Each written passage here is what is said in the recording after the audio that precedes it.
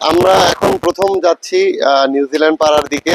New Zealand পাড়া হচ্ছে, আপনারা হয়তো ভাবতে পারেন যে অস্ট্রেলিয়ার নিউজিল্যান্ড কিনা। অস্ট্রেলিয়ার নিউজিল্যান্ড এটা না, এটা খাগড়াছড়ির নিউজিল্যান্ড পাড়া। দেখতে অনেকটা নিউজিল্যান্ডের মতো বলে এটাকে সবাই নিউজিল্যান্ড পাড়া বলে।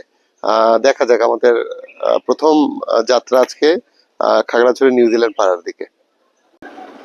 এটা সেই নিউজিল্যান্ড পাড়া খাগড়াছড়ির। দেখা যাচ্ছে যে এখন হয়তো সবুজ কিছুটা কম, কিন্তু যখন ধান লাগানো হয়, এখন তো ধান কাটা হয়েছে, তখন পুরো এরিয়াটা অস্ট্রেলিয়া সে নিউজিল্যান্ডের মতো লাগে দেখতে।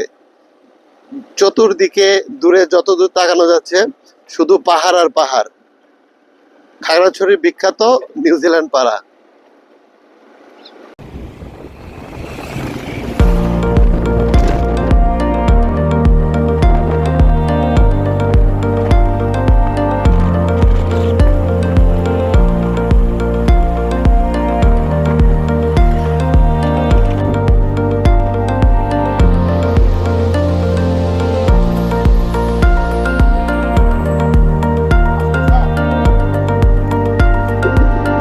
আমরা প্রায় 20 কিলোমিটারের মতো খাগড়াছড়ি জেলা থেকে মহালছড়ির উদ্দেশ্যে আসার পর হাতের ডান দিকে একটা রাস্তা ধরে এখন এগিয়ে যাচ্ছি ত্রিপুরাতে সেই তীর্থস্থান বা পবিত্র স্থান যেটাকে বলা হয় দেবতা পুকুর।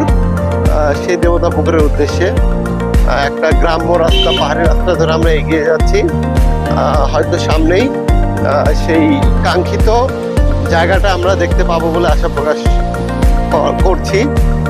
দেবতা পুকুর। চারিদিকের পরিবেশ বেশ সাজানো গোছানো, প্রকৃতির যেটাকে বলা হয় একটা বিশেষ সবুজা পরিবেশ, চারিদিকে পাহাড় আর সবুজ।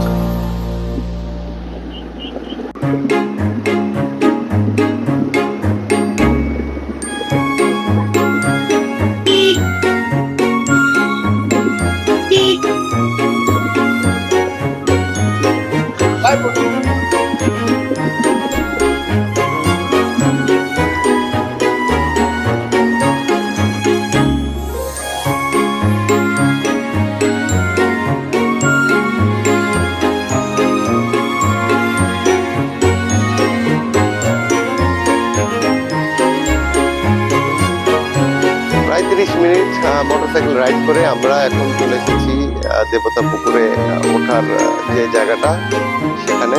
এখান থেকে পায়ে হেঁটে সিঁড়ি ধরে ধরে উপরে উঠতে হবে আমাদেরকে সামনে।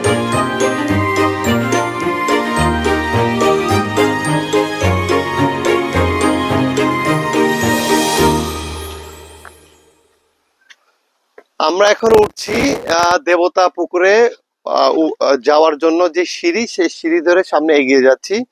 এই দেবতা পুকুরে বলা হয় যে প্রায় ওঠার জন্য 1800টা সিঁড়ি আমাদের অতিক্রম করতে হবে, এবং সময় জিজ্ঞেস করলাম, আনুমানিক আধা ঘন্টা বা তারও বেশি লাগতে পারে। দেখা যাক আমরা সামনে আগাই কি অবস্থা দাঁড়ায়, চলেন যাই।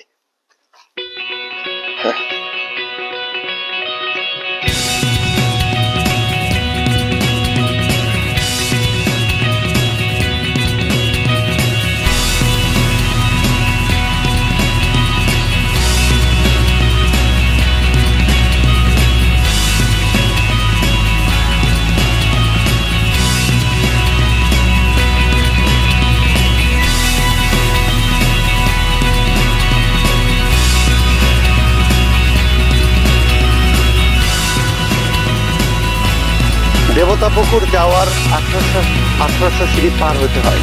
আমরা খুব সম্ভবত 900 সিঁড়ি পার করেছি। আরো 900 সিঁড়ি পার করে আমাদের সেই দেবতা পুকুর, অর্থাৎ দেবতাদের পুকুরে, যেটা পাহাড়ের উপর অবস্থিত, যাচ্ছি।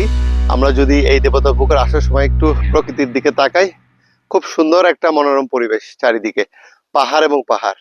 এই পাহাড়ের মাঝে, প্রকৃতির মাঝেই দেবতাদের পুকুর।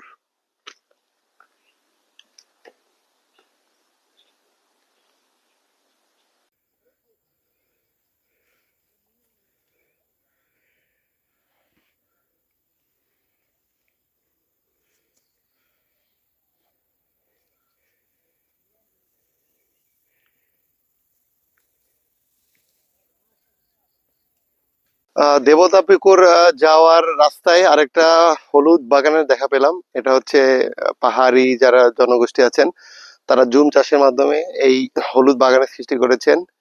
চারিদিকে শুধু হলুদ গাছ আর হলুদ গাছ। আমরা মাঝে মাঝে চিন্তা করি বা বলি যে পাহাড় থেকে এত সবজি বা এত তরি তরকারি বা মশলা কিভাবে আসে, কোথায় থেকে আসে। এগুলো আসলে এই যে বাগান দেখা যাচ্ছে, এই সকল বাগান থেকেই চলে যায় শহরে আমাদের জন্য। খাগড়াছড়িতে সেগুন গাছের ব্যাপক চাহিদা। খাগড়াছড়ি সেগুন গাছ খুবই বিখ্যাত।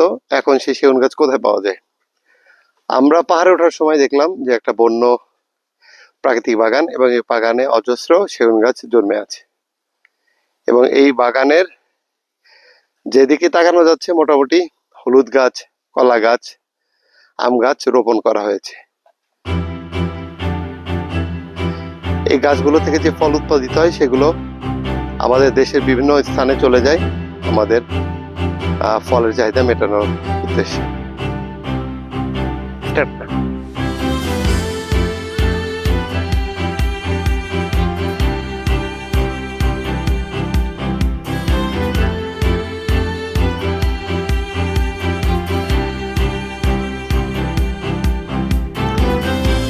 আমরা এখন পিছে যেটা দেখতে পাচ্ছি একটা লেক বলেন বা একটা বড় পুকুর বলেন সেরকম কিছু, কিন্তু এখানে প্রশ্ন জাগতেই পারে যে 1800 সিঁড়ি পার হয়ে বড় বড় পাহাড়ের মাঝখানে যে পুকুরটা দেখা যাচ্ছে, এটার রহস্যের কারণ কি? এটার রহস্যের কারণ হিসেবে আমি বলবো সম্পূর্ণ প্রাকৃতিক।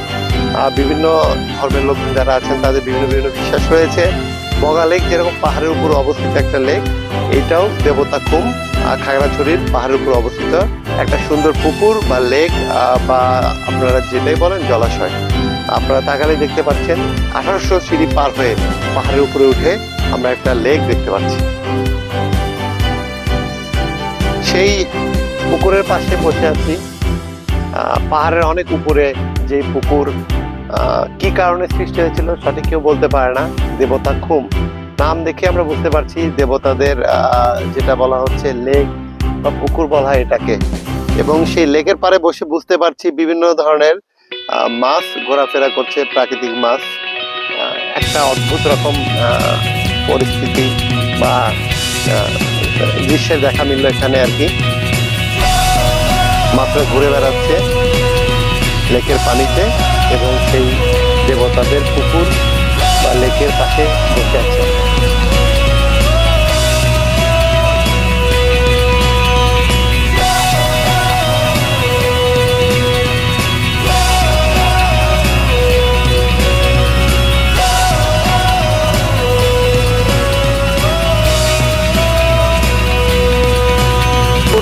ঘোরার পর এখন আমরা ফিরে যাচ্ছি সেই 1800 সিঁড়ি পার হয়ে নিচের দিকে, এবং সেখান থেকে আমরা খাগড়াছড়ি শহরে যাব। এখানে যে জিনিসটা একেবারে না বললেই না, সেটা হচ্ছে আমরা যদি পিছনের দিকে ভিউটা দেখি, দেবতা পুকুর আসার সময় যে ভিউটা পড়ে, এটা আমি মনে করি খাগড়াছড়ি জেলার সবচেয়ে সুন্দর ভিউগুলোর মধ্যে একটা অন্যতম, এবং এখানে সবারই একবারের জন্য হলেও আসা প্রয়োজন এই ভিউটা দেখার জন্য। আমার পথে কিছু পাহাড়ি ফুল দেখা মিলল, অযত্ন অবহেলায় পড়ে থাকা পাহাড়ি ফুল।